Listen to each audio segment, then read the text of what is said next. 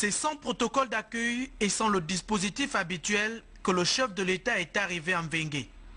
La visite des chantiers initiés dans le chef-lieu du Haut-Ogooué obéit à une logique, le développement du pays.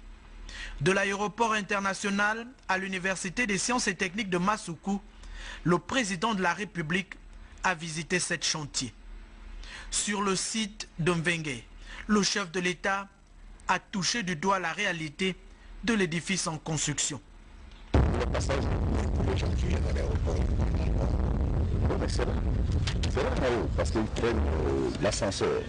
Il y a un ascenseur qui les amène ici pour côté accompagnateur et départ. Voilà. Donc il y a deux ascenseurs. Voilà.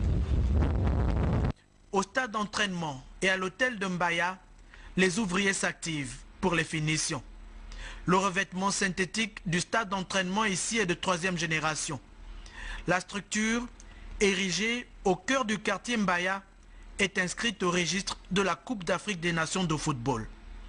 Elle dispose d'une piste pour handicapés. L'infrastructure à terme constitue un véritable patrimoine pour la jeunesse locale.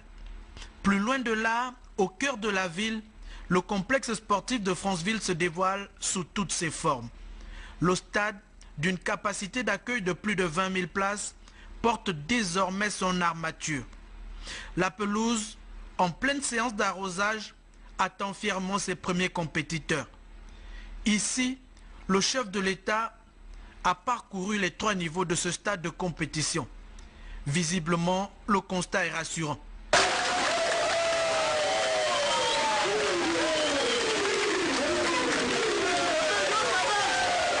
L'infrastructure répond bien aux normes requises par les instances internationales de football.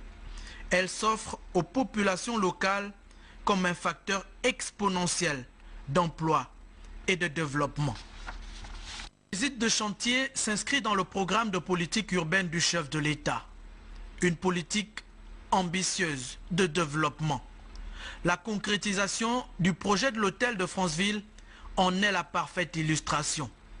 D'une capacité d'accueil de 100 chambres, à terme, le chantier, visité par le numéro 1 de la République, dispose d'une structure préfabriquée. Entièrement montée sur place, elle devrait être prête à l'emploi en décembre prochain.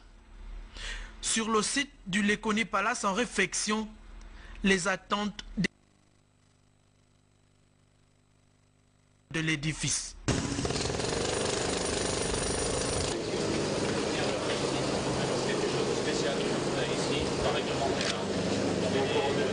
La visite du chef de l'État en ces lieux apparaît comme une lueur d'espoir pour cette structure, maillon essentiel de l'activité touristique dans cette province du Haut-Ogooué.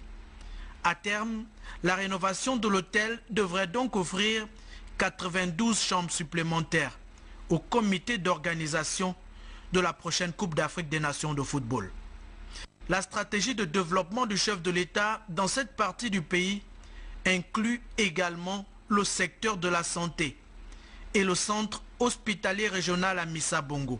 Il fallait que 5 postes soient opérationnels à l'ouverture. Et c'est ce qui a été fait. Ça a été commandé par le ministère de la Santé. Nous attendons la livraison de ces équipements au mois de septembre, une fois ces équipements, ce pavillon est déjà livré.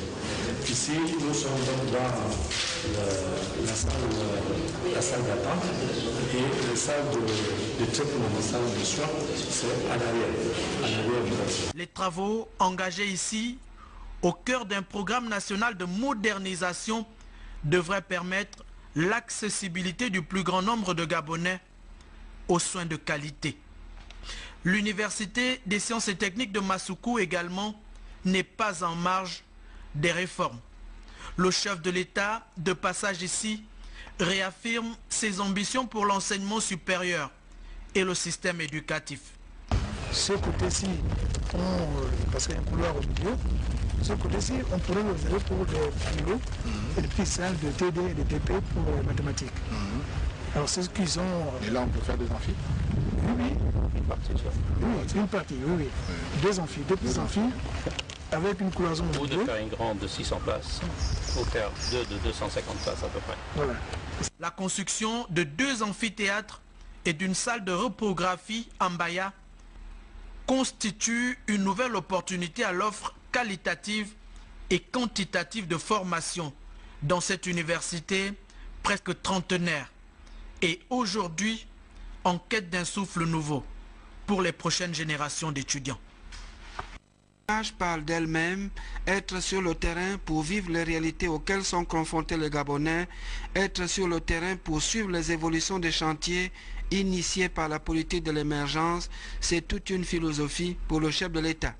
Dans son premier discours, en sa qualité de chef de l'État, il le dit haut et fort aux Gabonais, il ne ménagera aucun effort pour être proche d'eux et vivre avec eux les évolutions. Vous attendez de moi une constance dans l'action en faveur de la réalisation de nos objectifs de développement.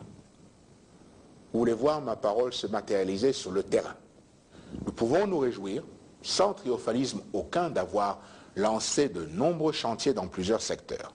La route, l'énergie, l'éducation, la formation professionnelle, la protection sociale, la protection de l'environnement, l'industrialisation des filières bois et mines, ainsi que la diplomatie. Je mesure donc chaque jour votre impatience qui traduit les difficultés auxquelles vous êtes confrontés. Ainsi, je ne ménagerai aucun effort pour que tous les problèmes qui minent vos vies trouvent rapidement des solutions. Être sur le terrain pour le chef de l'État, c'est donc le meilleur moyen possible d'être au fait de ce qui se passe et ne pas seulement se contenter des rapports techniques. Le tour des grands chantiers de cette semaine procède alors de cette vision du chef de l'État. En quelques mois seulement de la dernière visite, et hormis toutes les autres occasions de terrain, le président de la République confirme sa détermination à garantir le bien-être des Gabonais et à conduire le pays à son rythme vers son développement véritable. Ici, il faut bien lire qu'il ne s'agit pas seulement des chantiers consécutifs à la Coupe d'Afrique des Nations de football que notre pays prépare, il est bien question de tous les chantiers de développement dans les grands domaines que sont la route, l'éducation, la santé, l'agriculture, bref, tout ce qui participe au bien-être des populations et pour lesquels les Gabonais interpellent tous les jours qui passent le chef de l'État. Être sur le terrain, le président de la République a le temps de déviser directement avec les techniciens des chantiers, mais aussi avec les populations pour avoir une idée précise de leurs appréciations des actions entreprises. Le périple présidentiel à l'intérieur du pays, lors des conseils des ministres délocalisés, tire ici leur importance. L'estuaire, le Haut-Ogooué, le Goué maritime sont les premières régions cette semaine et fidèle à sa philosophie, le chef de l'État va continuer dans les autres provinces. Il est bien convaincu que la réussite pratique de son action est à ce prix.